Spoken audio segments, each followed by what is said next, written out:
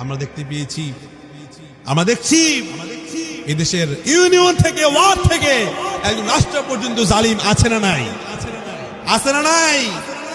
আল্লাহর কোরআনে বিধানবিহীন এই বাংলাদেশে স্বাধীনতার পর থেকে আজ পর্যন্ত মানব রচিত সংবিধানে কোনো শান্তি আসতে পারে নাই। এদেশের মানুষ এখন দেখতে চায় কোরআনী সংবিধান। চিল্লায় বলে ঠিক কিনা? যদি কোরআনী সংবিধান কায়েম হয়ে যায়, এই দেশের শান্তি কোরআনী সংবিধান বিহীন কখনো কায়েম হবে না। ঠিক কিনা বলেন? এদেশে আজ হোক কাল হোক আপনি হকের পথে থাকেন, কালিমার পতাকা উঠবেই ও তাতে কোনো সন্দেহ নেই। ঠিক কিনা বলেন? কোনো একদিন এদেশের আকাশে কালিমার পতাকা দুলবে, সেদিন সবাই খোদাই বিধান পে দুঃখ বেদনা ভুলবে, সেদিন সবাই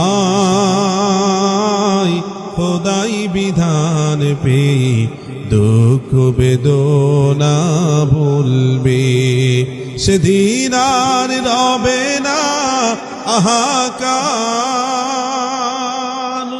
অন্যায় জুলুম অবিচার,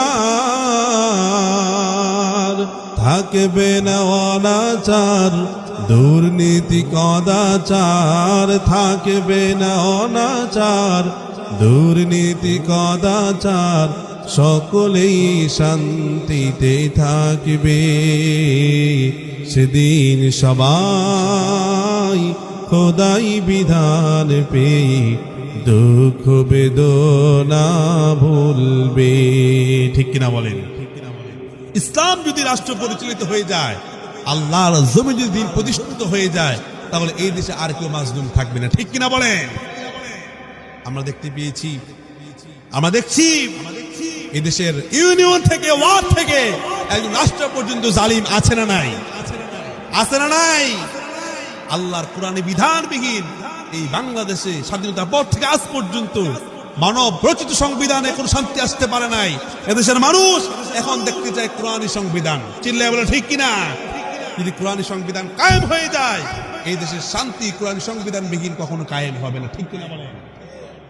এইমাত্র কোরআনের সংবিধান আমরা চাই। ঠিক কিনা বলেন?